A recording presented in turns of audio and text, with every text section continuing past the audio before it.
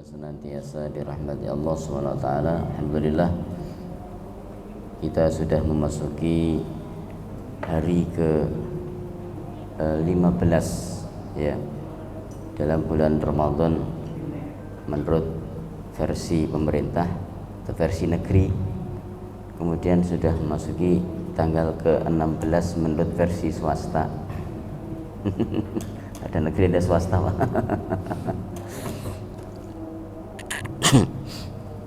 Jadi itu tandanya bahwasanya Ramadan tinggal separuh dan sudah separuh perjalanan kita menjalaninya.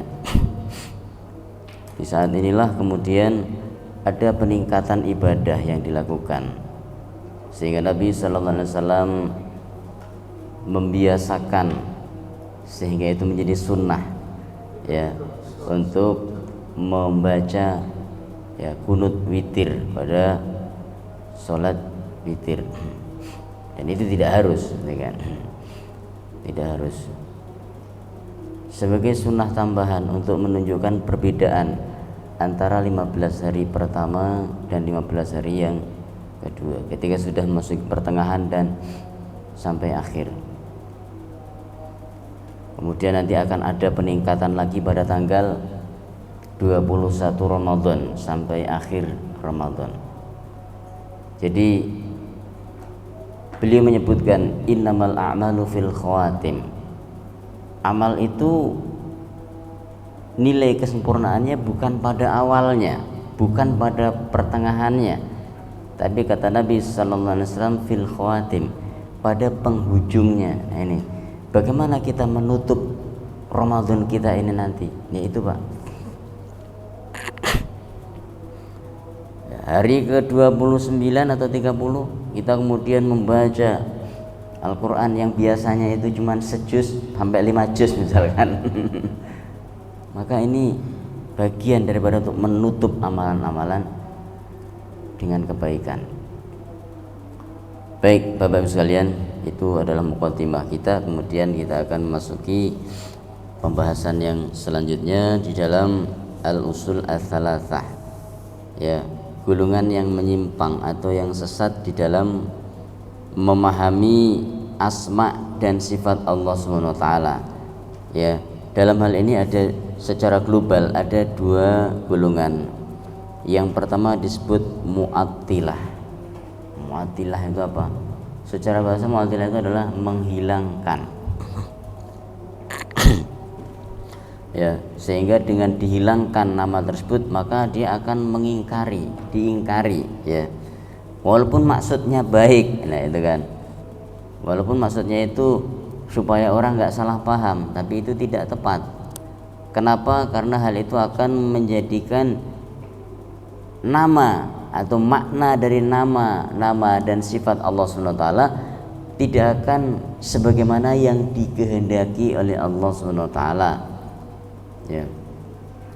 Pada Allah sudah menjelaskan walillahil asmaul husna, dan Allah itu punya asmaul husna, fad'uuhu biha ya. Maka berdoalah kepada Allah, serulah kepada Allah dengan asmaul husna tersebut ya. Dan bahwasanya alasan orang-orang tersebut adalah untuk menetapkan nama Allah Subhanahu wa taala ya, supaya dengan tujuan macam-macam ya. Tujuannya diantaranya ya supaya orang tidak salah paham, supaya tidak salah mengartikan. Nah, apapun alasannya itu adalah hal yang tidak dibenarkan oleh syariat ya. Alasan yang pertama, hal ini ya, alasan tersebut batil atau keliru karena menimbulkan pertentangan di dalam kalam Allah. Akhirnya terjadi pertentangan ya. Golongan A menerjemahkan seperti uraian A, golongan B menerjemahkan seperti uraian B ya. Maka di dalam surah Al-A'raf ketika mentafsirkan ayat ya, ditafsirkan ayat inna rabbakumullahu alladzi khalaqas samawati wal arda fi sittati ayyamin thumma istawa 'alal 'arsy. Ketika mentafsirkan ayat tersebut, sesungguhnya Rabb kalian Allah Subhanahu wa taala, Ia menciptakan ya langit dan bumi, kemudian memperjalankan matahari dan bulan, ya, beristiwa di atas arsy, bersemayam di atas arsy. Maka ketika mentafsirkan ayat ini, Imam Ibnu Katsir mengatakan wahadil ayah wa mithluha, ayat ini dan yang semisal dengan ayat ini, yang sama ayat ini, umirat kama ja'at, apa kata Imam Ibnu Katsir, diberlakukan sebagaimana kedatangannya. Artinya sebagaimana yang Allah firmankan, seperti itu pula kita mengimaninya. Nah itu Pak, bukan Allah berfirman demikian kemudian ditafsirkan atau dimaknai dengan makna yang dia pahami, tidak, ya. Sehingga yang disebutkan Imam Malik rahimahullah ta'ala wa radhiyallahu ta'ala anhu, al-istiwa'u ma'lumun, istiwa'nya Allah, bersemayamnya Allah itu maklum, kita sudah paham. Maksudnya paham apa? Ya enggak sama antara istiwa atau bersemayamnya Allah dengan makhluk, enggak sama. Itu maksudnya maklum, kan?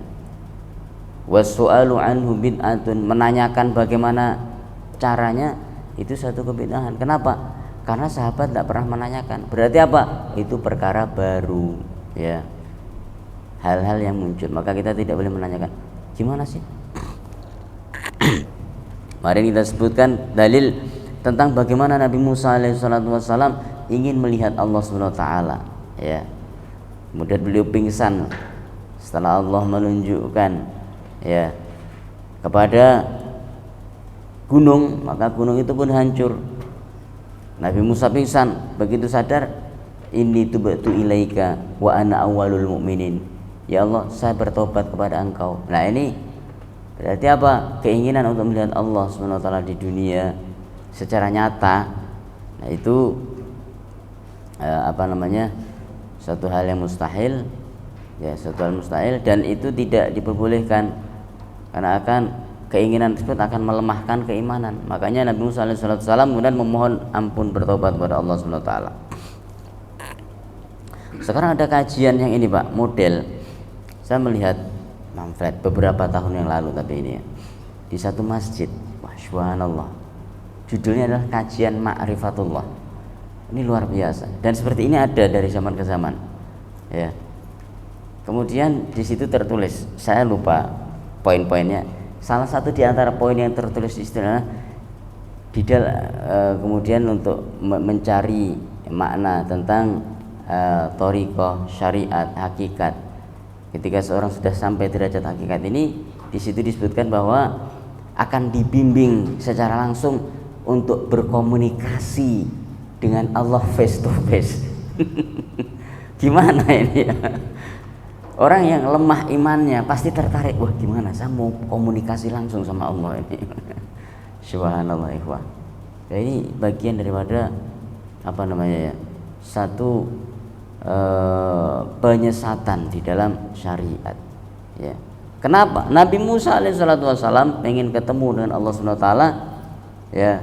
Kemudian Allah mengatakan qala lan tarani, dalam kehidupan dunia sekali-kali kamu tidak akan sanggup untuk melihatku, ya.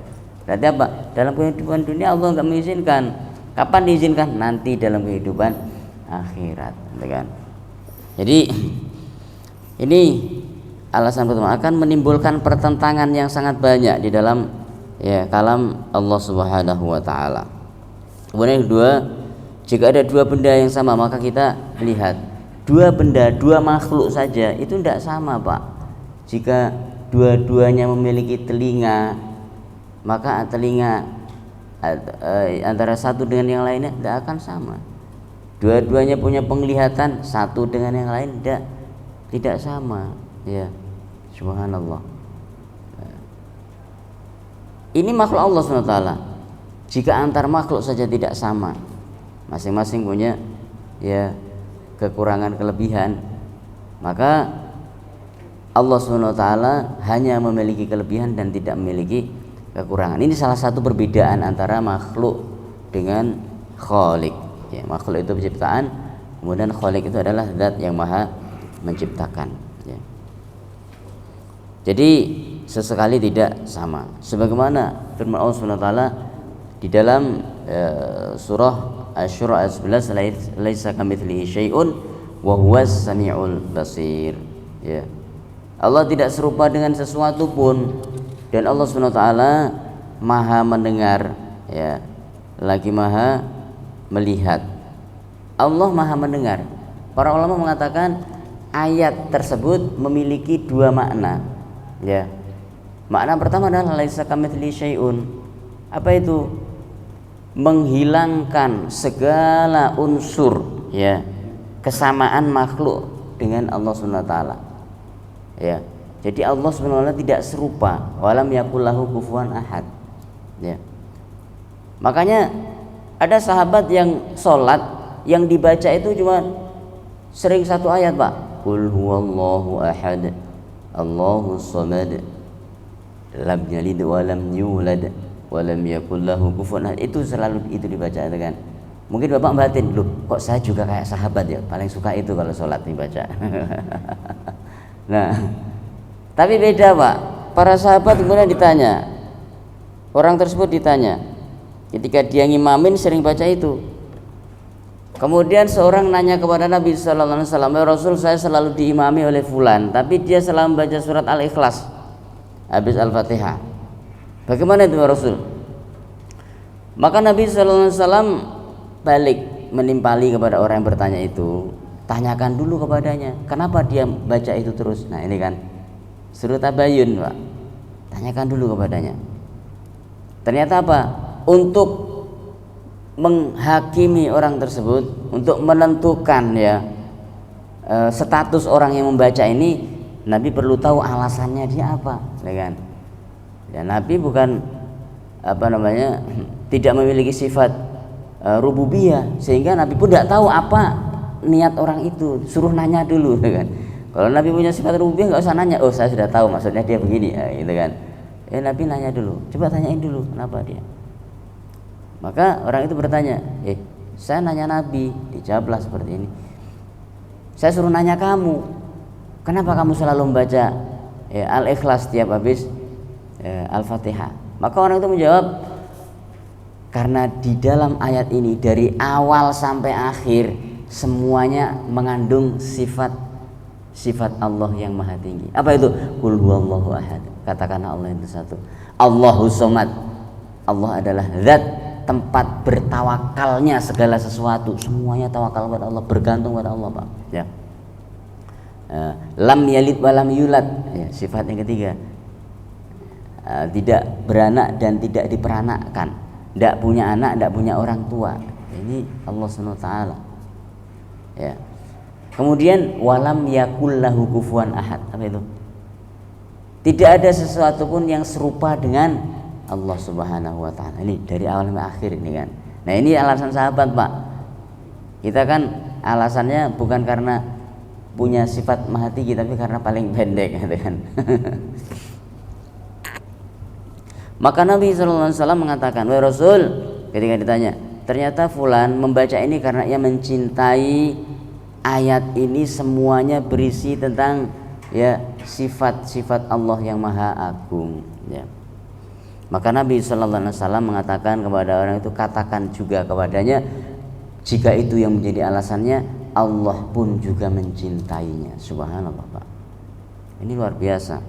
Nah, ini alasan bahwa kita harus memiliki satu alasan ketika melakukan sesuatu. Kembali laisa kamitslihi syai'un, bahwa tidak serupa dengan sesuatu pun, semaan dengan akhir surah Al-Ikhlas tadi, ya.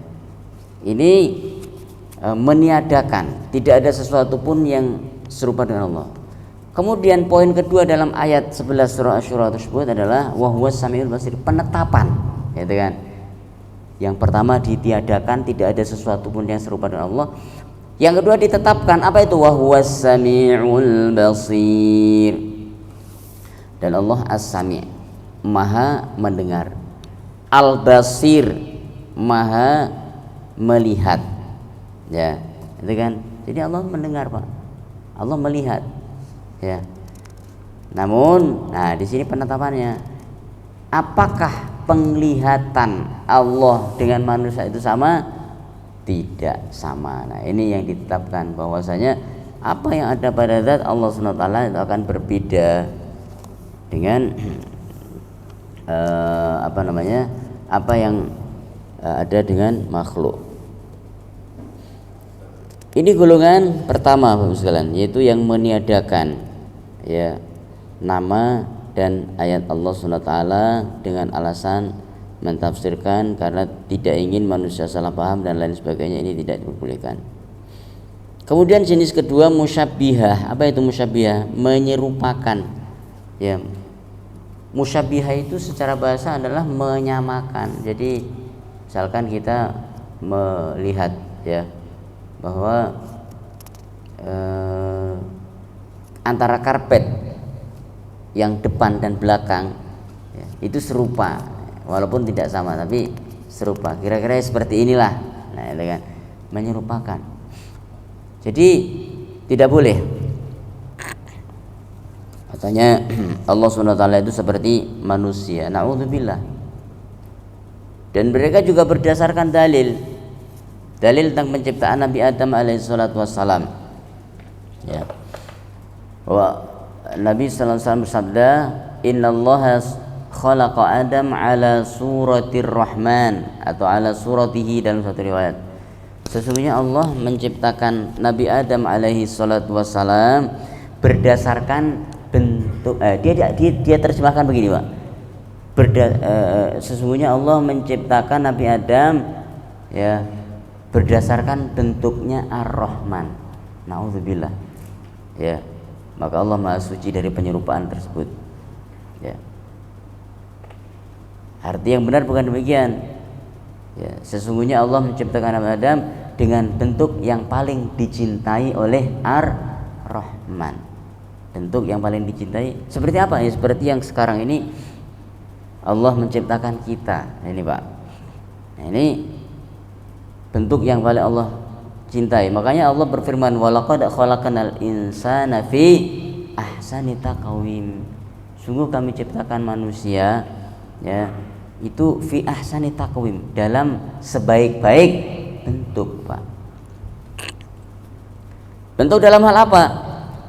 Bentuk dalam hal fisik maupun psikis. Ya, karena tidak ada fisiknya manusia dengan binatang beda. Itu apa namanya? Ada orang yang membuat teori bahwasanya manusia berasal dari kera. Subhanallah. Nah, mungkin dia yang dari kera, gitu kan. Tapi mungkin ayat-ayat penelitian itu juga mungkin berdasarkan ini, Pak. Karena dia mungkin menemukan fosil atau apa. Karena ada zaman dulu orang yang dilaknat oleh Allah SWT menjadi apa? Kunu kirodatan khasiin. Ya. Dilaknat oleh Allah SWT menjadi apa? Menjadi kera-kera yang hina, itu Pak. Sehingga para ulama ketika mentafsirkan makna kera yang hina itu apa? Ada dua macam. Satu, kera jiwanya saja yang seperti kera, tidak paham sesuatu, tidak paham kebenaran, sehingga seperti itu mereka kemudian berkembang biak ya, sehingga sifat-sifat anak-anaknya ini seperti kera. Kemudian pendapat kedua mengatakan bahwasanya mereka benar-benar dilaknat oleh Allah menjadi kera, dan umurnya hanya berapa hari, Pak?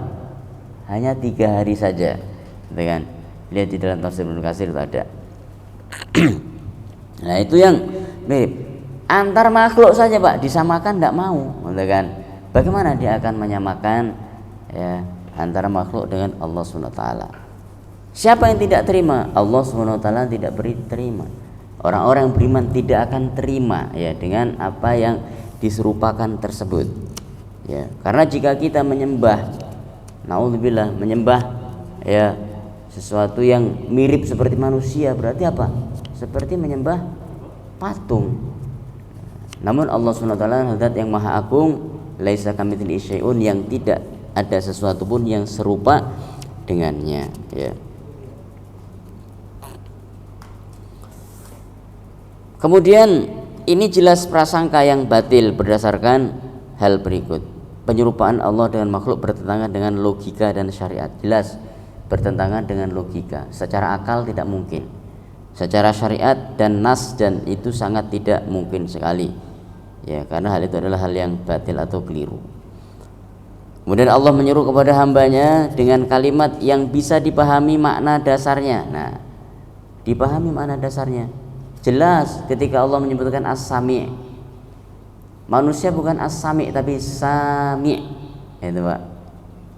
Itu perbedaannya. Ya. Jadi di dalam bahasa Arab manusia, ya, kita ini Pak mendengar, Pak. Kita ini mendengar, oh saya mendengarkan Al-Quran. Maka kalau kita bahasa Quran kan ana sami'ul Quran, saya mendengarkan Al-Quran dibaca, bukan sami'ul. Maka beda, Pak. Di dalam bahasa Arab dan bahasa Indonesia itu sami' dan sami' itu beda, ya. Jadi apa perbedaannya? Kalau sami' itu kita yang punya, kita mendengar, ya, pendengaran biasa, jauh dikit sudah nggak dengar, gitu nggak, Pak? Ya, jarak jauh dikit, ya, deket aja kadang nggak dengar. Kenapa? Karena tidur misalkan, kita dipanggil kita nggak dengar ketika, ya, atau kita sedang konsentrasi sesuatu maka kita tidak mendengar. Maka tidak seperti demikian, ya, keadaannya Allah SWT. Maka Allah As-Sami, yang artinya maha mendengar, segala hal itu didengar oleh Allah SWT, mau yang baik, mau yang buruk, mau yang tersembunyi, mau yang nyata, mau yang paling jauh, mau yang paling, semuanya Allah dengar dengan sempurna, ya. Itu makna As-Sami'.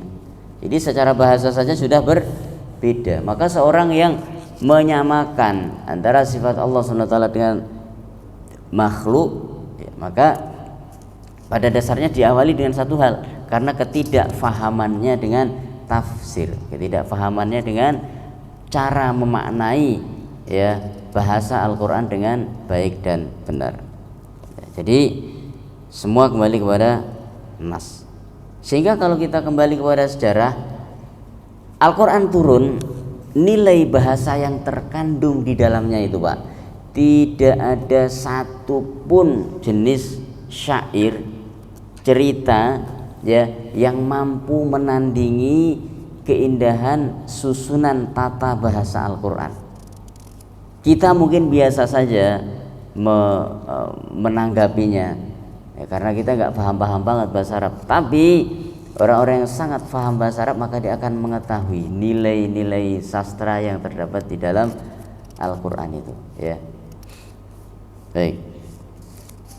Jadi kembali bahwasanya Allah SWT sama sekali tidak sama dengan makhluk-makhluknya.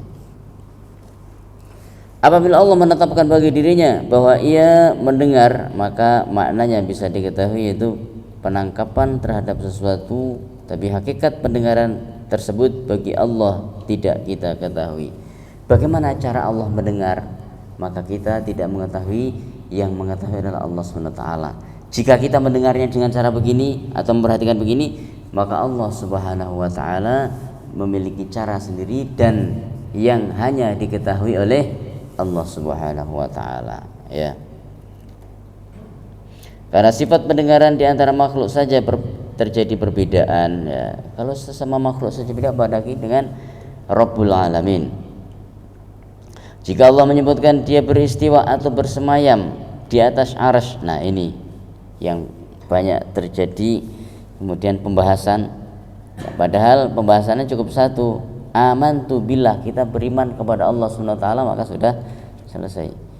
Maka makna bersemayam bisa kita ketahui, kita mengetahui makna semayam itu,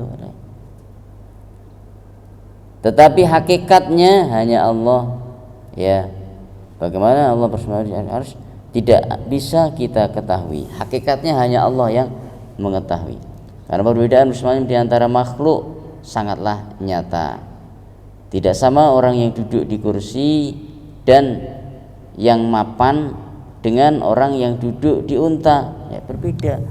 maka Allah Subhanahu wa taala tidak sebagaimana ketika manusia beristiwa ataupun bersemayam, ya. Cara untuk mengimani ayat tersebut sebagaimana disebutkan Imam Ibnu Katsir, bahwa kita meyakini bahwa ayat tersebut dari Allah Subhanahu wa taala, dan kita meyakini Al-Qur'an ini dari Allah Subhanahu wa taala dengan 3 halnya. Apa 3 hal yang terkait dengan Al-Qur'an yang Allah turunkan itu? Yang pertama adalah ya cara membaca Al-Qur'an. Nah, ini Pak, cara membaca Al-Qur'an itu caranya dari Allah, bukan dari malaikat, bukan dari nabi, dari Allah, gitu kan? Yang kedua yang dari Allah adalah lafaz-lafaznya itu dari Allah secara utuh semuanya, ya. Tidak ada yang dari selainnya lafaz-lafaznya. Sehingga Nabi SAW ketika beliau ditanya tentang satu ayat, terkadang beliau diam sebentar untuk menunggu ayat berikutnya, ya. Karena beliau mungkin belum mendapatkan ilmunya untuk mentafsirkan ayat itu, sehingga beliau harus menunggu. Sebagaimana ketika turun ayat yas'alunaka 'anis sa'ati ayyana mursaha, ketika orang bertanya tentang hari kiamat, ya Rasul, kapan hari kiamat itu? Ya, tunggu dulu, saya mau nanya dulu ke malaikat Jibril. Nah, ini kan, ya, nanya Nabi SAW kepada malaikat Jibril. Maka malaikat Jibril pun juga bertanya kepada Allah, sebentar dulu, saya mau bertanya kepada Allah dulu, kapan hari kiamat tuh kan? Kalau Allah jawab Pak itu Pak tanggal sekian, ya, maka orang akan tahu, ya, orang akan siap-siap, gitu kan, ya. Makanya tidak ada perbedaan tuh nanti, berbeda dengan ramalan manusia tanggal 9 bulan 9 tahun 2099 kan. Sampai sekarang berapa tahun itu? Ya, aman, ya. Yang di zaman itu katanya di tanggal tersebut, ya, ya sudah ada 20 tahun yang lalu atau lebih. Nah, itu subhanallah, orang sepi sekali Pak katanya, ya, 12 ini kan. Ternyata aman-aman sampai sekarang, ya. Maka kita tidak boleh mempercayai berita-berita seperti itu. Turunlah ayat ketika ditanya tentang kapan hari kiamat terjadi, ya, maka dijawab, ya, kul innama ilmuha inda rabbi, katakanlah Muhammad SAW bahwa ilmunya itu ada pada Rabbku. Artinya apa? Allah tidak mengungkapkannya kepada kita, ya. Kemudian beriman kepada Allah secara benar sebagaimana digambarkan akan membuahkan beberapa hasil yang sangat agung, ya, bagi orang-orang yang beriman. Jadi buah daripada keimanan, ya, Pak. Ada apa itu? Satu, merealisasikan ketauhidan kepada Allah sehingga tidak ada ketergantungan, ya, dalam berharap sesuatu kepada selain Allah. Ketauhidan akan muncul dengan keimanan, ya. Keimanan dengan nama-nama Allah Subhanahu wa taala. Makanya Allah perintahkan kita, walillahil asmaul husna fad'uuhu biha.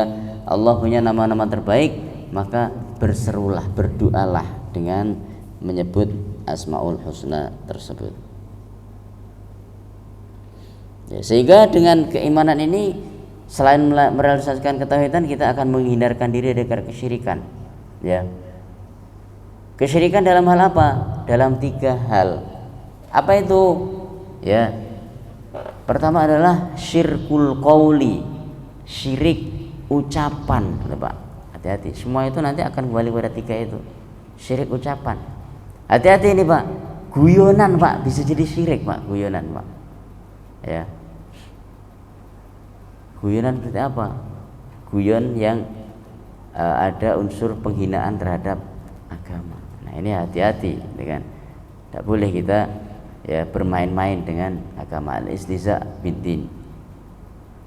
Kemudian juga asyirku fil amal atau syirkul amali, syirik yang berupa amal, perbuatan, Pak.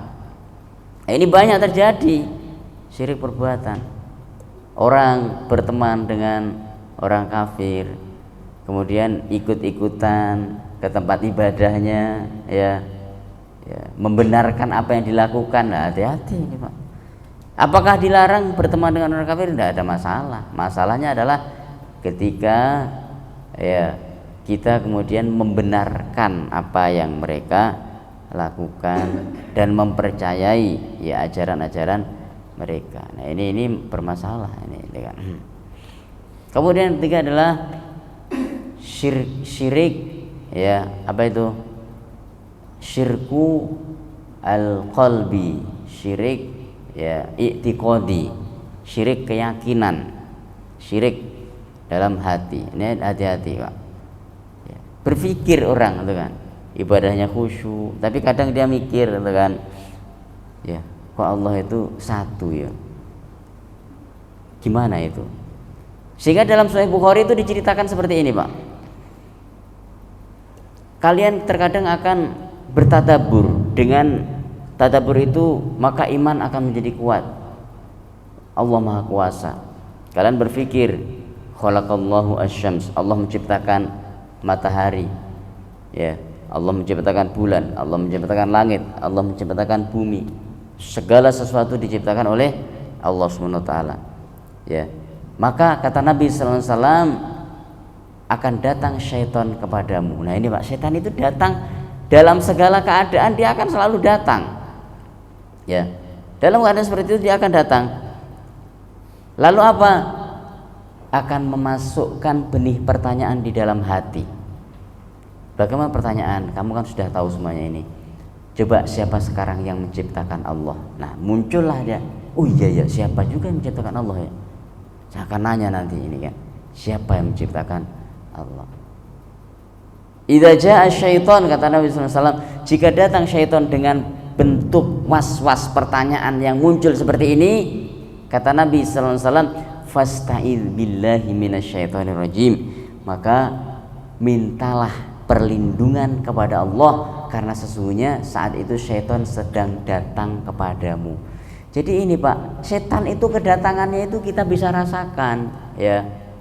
Waktu sholat datang, kemudian datang, masih panjang waktu sholat, nanti aja kita selesaikan pekerjaan dulu. Nah, ini setan Pak, ini Pak, kita kenali dia itu kan.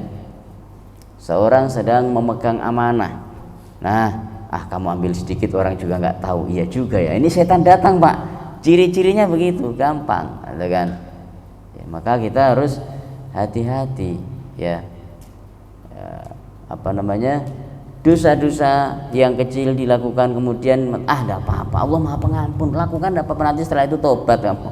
Ini kedatangan siapa? Syaitan. Subhanallah. Maka dengan ketauhidan itu kita akan menepis kedatangan mereka ya. Kemudian yang kedua, kecintaan yang sempurna kepada Allah Subhanahu wa taala, yang mengagungkannya sesuai dengan kandungan makna dan nama-namanya yang indah dan sifat-sifatnya yang agung. Kecintaan kepada Allah itu akan muncul setelah kita mengenalnya. Imam Ibnu Qayyim al-Jauziyah mengatakan satu untaian kata yang luar biasa ya,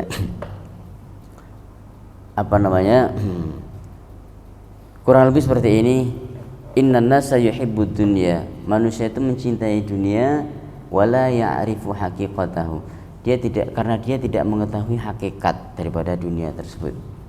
Law arafa 'abdun rabbahu, seandainya seorang mengetahui dengan seksama ya tentang hakikat sifat-sifat Allah Subhanahu wa taala dan nama-namanya, la yuhibbu, manusia tidak akan sanggup ya untuk menghilangkan rasa cintanya itu kepada Allah Subhanahu wa taala. Seandainya kita mengetahui hakikat, Pak. Kenapa sahabat itu kalau sholat sampai menangis, kemudian doa sampai menangis, melakukan apa-apa dengan ikhlas? Ya, karena mereka telah mendapatkan pelajaran langsung dari Nabi sallallahu alaihi wasallam.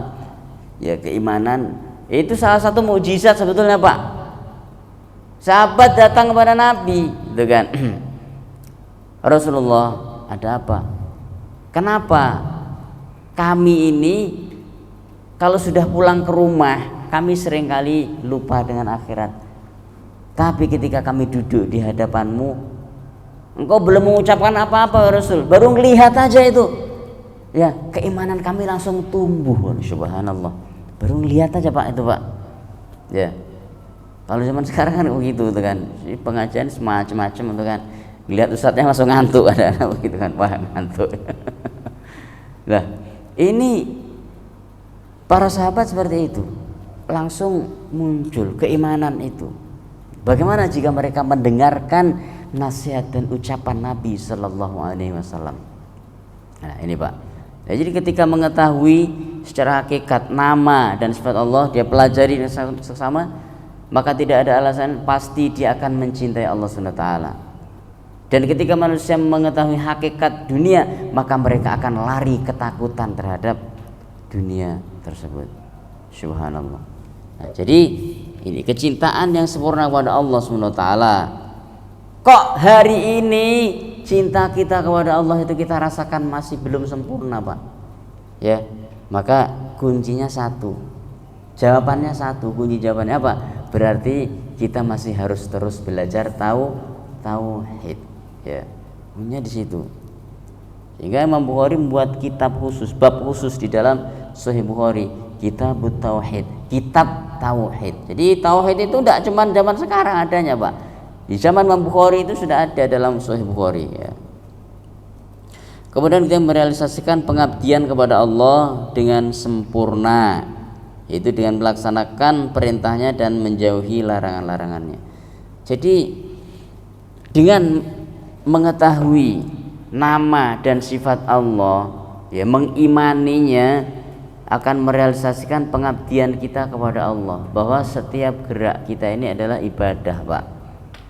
Tabarakalladzi biyadihil mulku wa huwa ala kulli syai'in qadir. Alladzi khalaqal mauta wal hayata liyabluwakum ayyukum ahsanu amala. Alladzi khalaqal mauta wal hayata. Allah SWT yang menciptakan al-maut, kematian, wal hayata, ya, dan menciptakan kehidupan. Tujuannya apa? Liyabluwakum, ya, untuk menguji kalian. Ayyukum ahsanu amala. Di antara kalian ini siapa yang paling berkualitas amalnya? Bukan yang paling banyak amalnya, Pak, di situ, Pak, tapi yang paling berkualitas. Nah, dari mana amal itu berkualitas? Dari sini. Ketika ketauhidan kita ini menjadi bagus, maka disitulah kualitas, ya, daripada amal. Ketika di sini, karena kunci di sini, sehingga Nabi sallallahu alaihi wasallam mengatakan, Inna fil jasadi mudghah. Di dalam tubuh kita ini ada segumpal daging. Idza saluhat, ketika daging itu bagus, ya, bersih itu, Pak. Saluhasairu jasadihi, maka semua anggota badannya itu akan menjadi baik. Wa idza fasadat, ketika segumpal daging itu rusak, fasadasairu jasadihi, maka seluruh jasadnya akan menjadi rusak. Ala wahyal qalbu, kata Nabi, ketahuilah bahwa segumpal daging itu adalah hati. Syekh Muhammad bin Jamil Zainu di dalam kitabnya Firqatun Najiyah, beliau mentafsirkan makna daripada, ya, segumpal darah ketika itu baik, semua anggota badan akan menjadi baik. Apa itu maknanya, Pak? Kata beliau, maknanya adalah ketika hati itu baik, semua anggota badan yang menjadi baik adalah mata ini akan mudah untuk kita gunakan berbuat baik dengan ibadah, membaca Al-Quran dan lain sebagainya.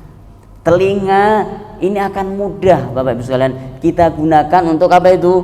Melakukan kebaikan, mendengarkan hal yang baik, dan gak seneng denger yang gak bagus-bagus, ya. Contoh yang gak bagus apa? Gosip. Apa itu gosip, Pak? Ya. Gosip gak tahu, Pak? Gosip digosok tambah sip, ya, itu gosip itu. Itu tidak boleh didengar, untuk kan, sudah ditinggalkan saja ketika mendengarkan seperti itu, ya. Kemudian tangan pun mudah untuk diajak melakukan kebaikan. Kenapa? Karena ketika hati baik, maka jasad baik, tangan mudah. Kaki mudah melangkah ke tempat yang baik. Subhanallah. Itu tafsir beliau, makna daripada ketika hati itu baik, kemudian seluruh anggota badan juga menjadi baik. Dan badan kita ini selalu condong, cenderung untuk mengikuti sunnah, Pak. Ya, ketika makan pun kemudian dengan duduk, gitu kan. Walaupun kemudian orang membantah, doa harus duduk, itu tidak wajib. Oke lah, katakanlah nggak wajib, tapi kan disunahkan duduk, itu kan. Nah, makan pun dengan tangan kanan, membaca bismillah juga, tidur juga demikian, ya, menghadap ke arah kiblat loh. Ada yang takut, Pak, itu saya takut kalau tidur menghadap kiblat itu. Loh kenapa? Karena tetangga saya waktu itu mati pas itu menghadap kiblat. Ya justru itu, Pak, dia berarti tidur dalam keadaan mengikuti sunnah, itu kan. Mati dalam keadaan mengikuti sunnah, jangan malah takut, itu kan.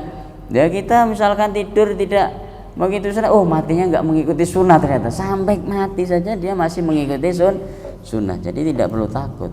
Kalau belum waktunya juga belum. Kalau sudah waktunya ya sudah, itu kan, namanya juga waktu. Jadi pengabdian kepada Allah secara total, ya, ini adalah buah daripada keimanan kepada Allah Subhanahu wa taala. Kemudian ada beberapa jenis. Kita sedikit sebelum memasuki pada iman kepada malaikat Allah Subhanahu wa taala, ada beberapa penjelasan tentang ilhad. Apa itu ilhad itu? Ya, ilhad adalah penyimpangan terhadap nama dan sifat Allah Subhanahu wa taala. Dalam hal ini para ulama menyebutkan kurang lebih ada 5 bentuk itu, Pak, ilhad itu ya. Apa saja bentuk-bentuk tersebut? Yang pertama adalah mengingkari ya satu atau sebagian atau seluruh nama daripada sifat-sifat Allah dan hukum-hukum yang terkandung di dalamnya. Jadi satu saja sifat Allah diingkari, ini tidak boleh, Pak. Dia beriman kepada seluruh sifat Allah, satu yang diingkari, istiwa misalkan. Nah, ini tidak bisa. Ini termasuk ilhad, ya, penyimpangan terhadap nama dan sifat Allah Subhanahu wa taala. Dan ini adalah bagian daripada yang dilakukan oleh ahlu ta'til atau menghilangkan nama Allah. Dan terkenal hal tersebut dalam gulungan yang disebut dengan Mu'tazilah. Karena Mu'tazilah itu menyimpang dari Ahlussunnah wal Jamaah. Kenapa? Apakah mereka ini tidak paham bahasa Arab? Justru mereka orang yang paling pakar bahasa Arab, Pak. Ya, mereka adalah orang-orang yang sangat cerdas, yaitu Mu'tazilah. Ini ilhad karena menyalahi surah An-Nahl ayat 74 Allah berfirman, "Fala tadribu lillahil amthal. Innallaha ya'lamu wa antum la ta'lamun." Fala tadribul amsal. Kalau Allah sudah menyebutkan sifatnya, ya percayai. Jangan membuat sifat tandingan atau makna sifat yang tidak dikehendaki Allah.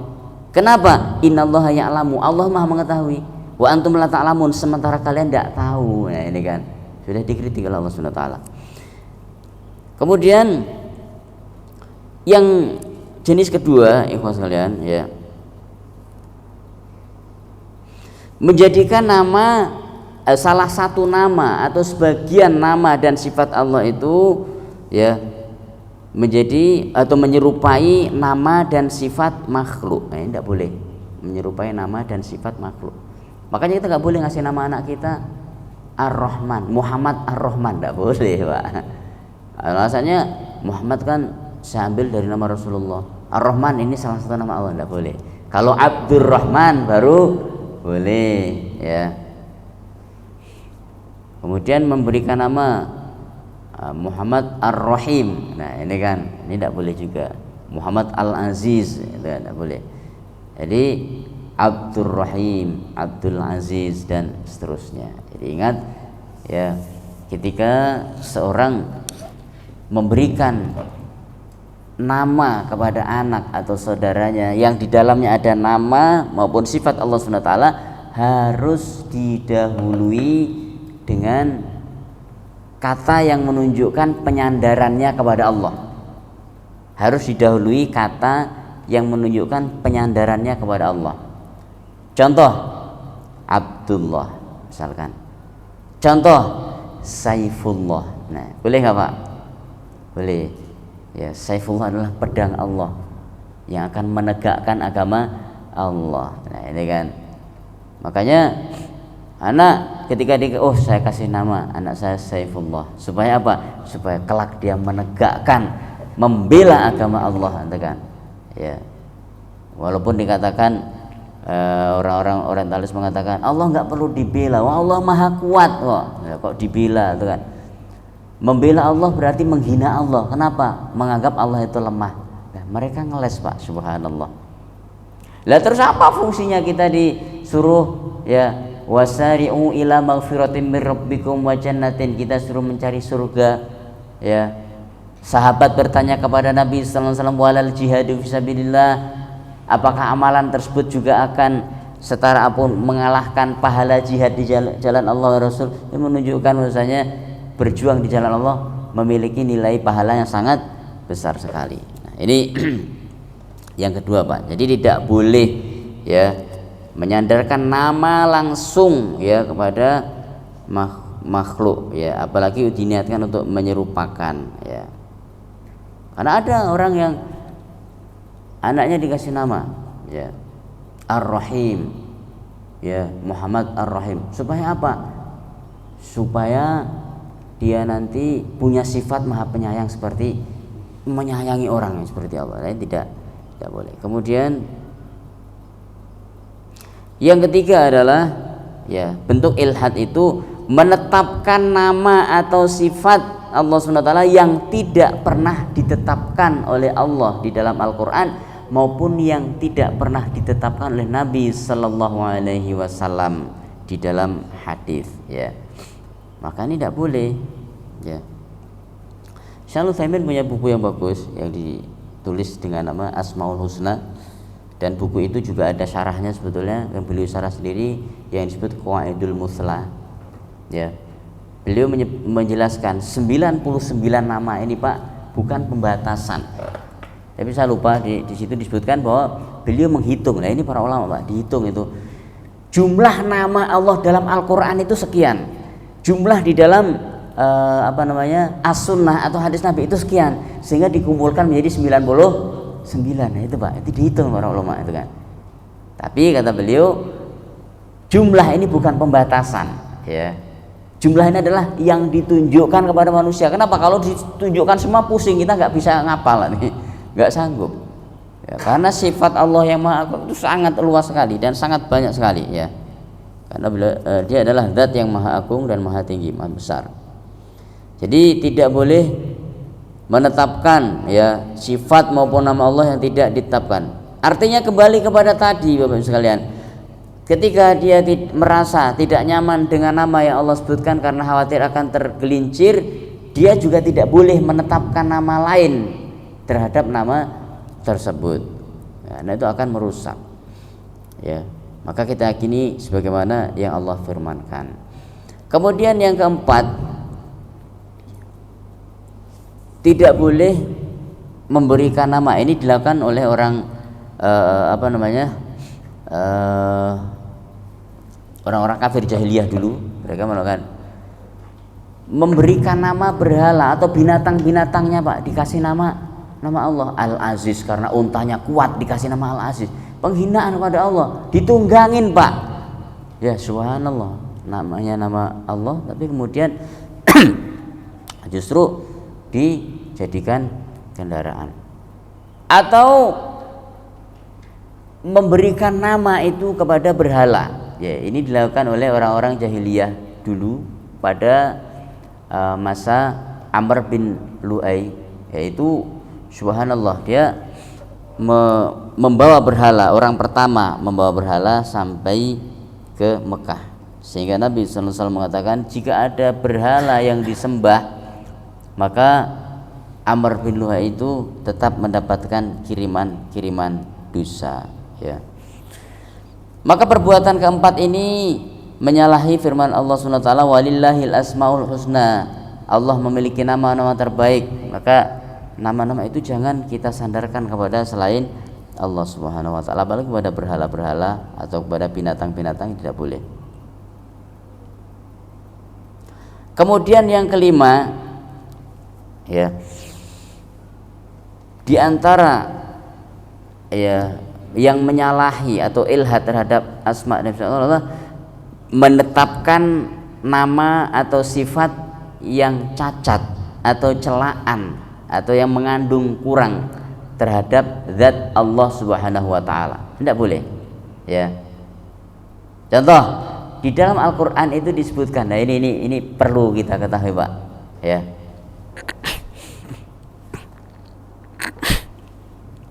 Allah berfirman, "Wa makaru wa makarallah wallahu khairul makirin." Ya kan? Mereka berbuat makar. Ya. Maka Allah pun juga berbuat makar kepada mereka. Nah. Jadi sebenarnya terjemahan itu benar secara harfiah. Ya. Itu benar, Pak. Akan tetapi secara tafsir salah. Keliru. Kenapa? Karena Allah tidak memiliki sifat makar. Apalagi kemudian ngasih nama Allah Al-Makir, zat yang maha makar, itu kan. Tidak boleh seperti ini. Ini apa? Sifat yang tercela untuk Allah, tidak boleh. Lalu bagaimana para ahli tafsir ya mentafsirkan wa makar wa makarullah? Mereka berbuat makar. Maka ya apakah Allah berbuat makar mereka? Tidak. Tapi Allah maha kuasa untuk membalas makar mereka. Nah, ini maknanya, Pak. Mereka berbuat makar dan Allah maha kuasa untuk membalas makar mereka, ya kan? Ya. Wallahu khairul makirin. Diterjemahkan pula di situ Allah sebaik-baik yang membuat makar. Lah, subhanallah, sebaik-baik membuat makar, Pak. Maka maknanya bukan demikian. Ya. Allah adalah sebaik-baik yang maha adil dalam membalas makar mereka, itu kan. Artinya apa? Ketika Allah membalas makar orang-orang berbuat makar itu, Allah nggak zalim kepada mereka. Makanya disebut sebaik-baik di situ. Nggak seperti manusia. Dicubit begini langsung dipukul itu kan. Baru dicubit begini, Pak, dipukul itu kan. Jadi ini tidak adil. Ya. Kalau Allah membalas sesuai dengan perbuatan orang tersebut. Ya, makanya dalam Quran banyak disebutkan, itu kan. Man jaa bil hasanati falahu asyru amsalihha. Siapa yang berbuat baik maka 10 kali lipat balasannya. Wa man jaa bis sayyiati fala yujza illa mithlaha. Adapun orang yang berbuat jahat tidak dibalas kecuali sesuai dengan perbuatannya itu, ya kan. Ini jadi ini harus dipahami oleh para penuntut ilmu yang mempelajari nama dan sifat-sifat Allah Subhanahu wa taala. Sehingga kita ya tidak meleset ya di dalam memahami nama dan sifat Allah ya. Kemudian yang akan datang kita bahas iman kepada malaikat Allah Subhanahu wa taala. Di mana malaikat ini adalah makhluk di antara makhluk-makhluk Allah Subhanahu wa taala yang paling mulia. Sehingga Nabi Shallallahu Alaihi Wasallam ketika mengumpamakan seorang yang paling ahli di dalam Al-Quran itu disejajarkan kedudukannya dengan para siapa? Malaikat. Di mana disebutkan dalam hadis Bukhari ya, al-mahiru bil Quran, orang yang bagus, mahir di dalam baca Al-Qurannya, ya hafalannya bagus, banyak, hukum-hukum bacaannya bagus, ya. Maka Nabi sallallahu alaihi wasallam mengatakan ma'as safaratil kiramil bararah, mereka akan disejajarkan dengan para malaikat yang mulia. Kenapa?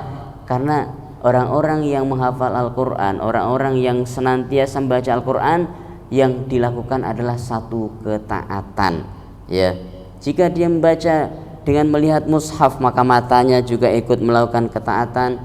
Jika dia membaca dengan hafalannya, maka hatinya akan selalu melakukan ketaatan, karena nggak sempat dia itu bengong atau ngelamun, nggak sempat, gimana nggak bisa sambung kalau kita sambil ngelamun. Nah itu kan, makanya malaikat adalah salah satu makhluk Allah Subhanahu wa taala yang paling mulia.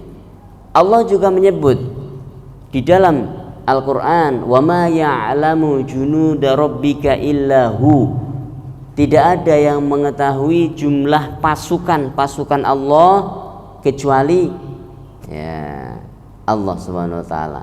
Siapa pasukan dimaksudkan itu? para malaikat Allah Subhanahu wa taala. Jadi mereka disebut dengan nama-nama yang terbaik.